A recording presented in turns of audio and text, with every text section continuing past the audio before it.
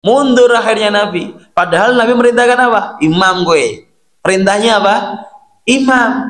Tapi apa? Menyelisih adab. Menyelisih adab, Bapak Ibu. Karena adabnya bagaimana? Nabi yang jadi imam. Selama masih ada Nabi, Nabi yang jadi imam. Nah ini Bapak Ibu rahimani wa rahimakumullah. Maka kalau seandainya orang tua kita memerintahkan sesuatu, ternyata perintah itu menyelisihi adab yang ada. Kalau kita mengerjakan, ternyata nanti menimbulkan musik, misalkan merendahkan orang tua kita dan lain sebagainya, maka jangan taati perintah orang tua. Dan itu yang disampaikan Nabi. Ya, makanya di dalam kaidah usul fikih disebutkan al-adabu muqaddamun 'alal amr. Jadi adab itu didahulukan daripada perintah. Itu adab. Saking tingginya adab. Bapak Ibu rahimani wa rahimakumullah. Selanjutnya Bapak itu. Bidza ghadal mubahu bil mandubi ma'dhi karahatin dzawi wujubi. Beliau mengatakan, bidza ghada, maka dengan ini perkara-perkara yang makruh, perkara-perkara yang sunnah, perkara-perkara yang mubah, zawi wujubin, maka perkara-perkara tersebut ketika sudah diperintahkan oleh orang tua, perkara-perkara tersebut menjadi wajib. Bapak Ibu, saya mau tanya, bayari utangi wong tua wajib nopo sunnah? Sunnah. Tak baleni Bapak Ibu, bayari utange wong tua sunnah napa wajib?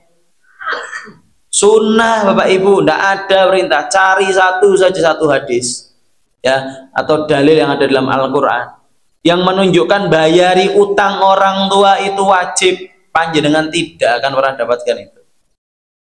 Jadi bayari utang orang tua, misalkan orang tua kita punya utang kemudian meninggal dunia, ahli waris tidak punya kewajiban untuk membayar hutangnya orang tua. Tapi ada tapinya Bapak Ibu.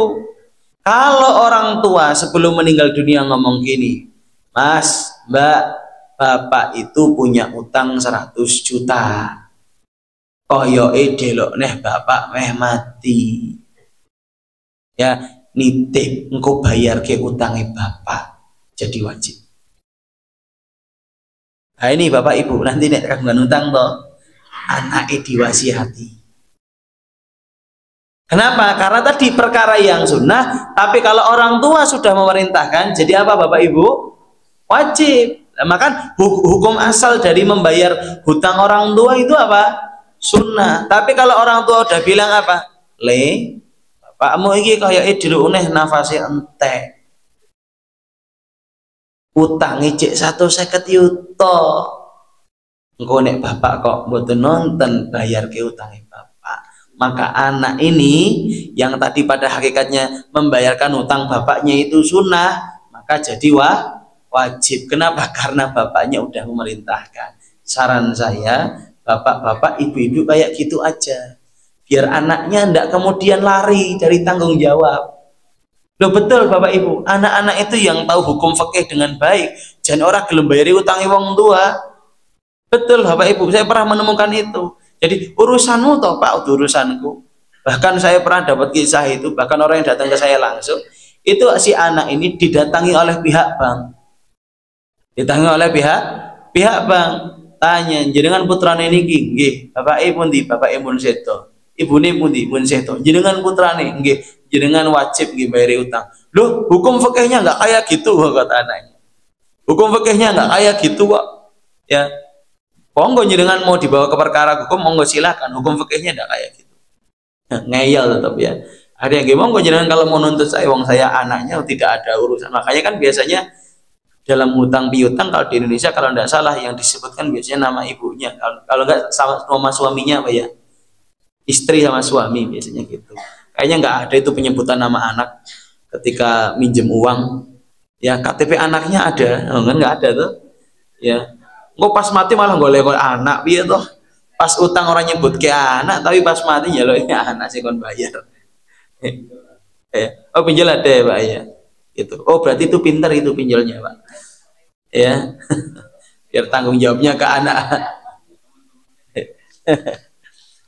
Hadirin rahimani wa rahimakumullah. Kita lanjutkan Bapak Ibu. Selanjutnya, la in yakun nahyuhuma an ratibah ala dawami falyukhalif talibah. Kalau seandainya larangan orang tua bentuknya adalah terus-menerus. Misalkan tadi, hukum memotong jenggot itu makruh. Tapi orang tua memerintahkan pada saat itu karena memang ada kebutuhan. Karena masyarakat sekitar belum terbiasa dengan ada jenggot dan lain sebagainya. Maka patuhi terlebih dahulu. Tapi kok bulan yang selanjutnya kok bapaknya ibunya tetap kayak gitu juga. Tukel wae ini apa jenggotnya dipotong aja gitu. Jangan taati Bapak Ibu. Beliau mengatakan la in yakun nahyuhuma an ratibah ala dawami falyukhalif talibah. Kalau seandainya orang tuanya itu kok memerintahkan ya larangannya itu dikerjakan terus menerus gitu ya, jangan taati. Falyukhalif talibah, selisihi perintahnya. Tidak manut tidak apa-apa. Bapak Ibu nggih, tapi tidak manutnya nggak ditampakkan gitu ya. Wis ngojo tampakan, nyoba jenggotku wis tak dawokke. Jangan gitu tau Bapak Ibu ya. Jadi malah menimbulkan permusuhan. Selanjutnya Bapak Ibu, lah ini bait ke-22. Termasuk tata cara adab ya, adab menggunakan anggota tubuh. Kadzajtinabul masyi min amamihim wa jilsatin tuqillu min i'dhamihim. Termasuk tata cara berbakti kepada orang tua. Lah nanti kalau tidak menggunakan cara ini berarti kemungkinan kita anak yang durhaka ini Bapak Ibu. Yaitu apa? Kadzajtinabul masyi min amamihim. Jangan mendahului orang tua ketika sedang berjalan. Ya, biasanya anaknya motore banter, wong tua nggo motore alon. Ya, salib ngeng, din. Ya, kan seringnya kayak gitu Bapak Ibu. Lah beliau mengatakan kadzajtinabul masyi min amamihim. Ya, hindari mendahului orang tua. Dengan catatan, Ustadz, boleh enggak kita jalan mendahului orang tua? Boleh, tapi harus izin dulu. Setahu saya, banyak orang tua, ini enggak cuma satu atau dua Bapak Ibu. Bapak Ibu mungkin lebih paham lah, karena mungkin saya jadi orang tua. Kalau jenengan lagi naik motor, tiba-tiba anaknya nyalip, mesti omongan orang tua kayak gini, ya Allah, bantereh. Gitu orang tua itu, ya. Alon-alon sing ngapa? Kan gitu Bapak Ibu. Lah wedine niku kan sumpah. Sumpah wong tua niku medeni masalahe. Terus niku Bapak Ibu, makanya jangan sampai kita melewati atau mendahului jalannya orang tua. Ustadz, tapi kalau kita punya hajat pripun Ustadz? Ya kalau punya hajat jenengan izin riyen. Pak, ngapunten Pak, kula tak riyenan nggih. Oh nggih, hati-hati le. Tapi kalau jenengan ndak punya hajat, ya lari asal selonong saja, itu termasuk bentuk kedurhakaan yang tidak kita sadari Bapak Ibu. Dan itu bentuk dosa kata Syekh Asaduddin Al-Ayyubi hafizahullah ta'ala. Yang kedua Bapak Ibu, wajil satin tuqillu min i'dhamihim.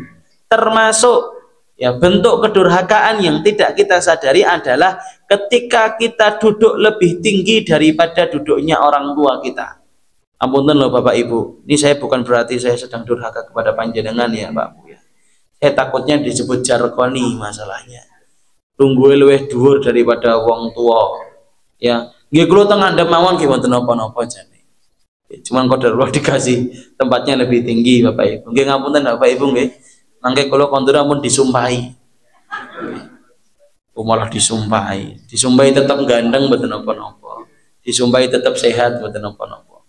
Lah Bapak Ibu rahimani wa rahimakumullah, dan itu larangan. Nah kalau ada orang tua kita duduknya kok lebih, misalkan duduknya itu kok tempatnya, kalau seandainya tempat duduk kita lebih tinggi, maka kita cari tempat yang lebih rendah. Kenapa? Bisa jadi itu menyakiti kedua orang tua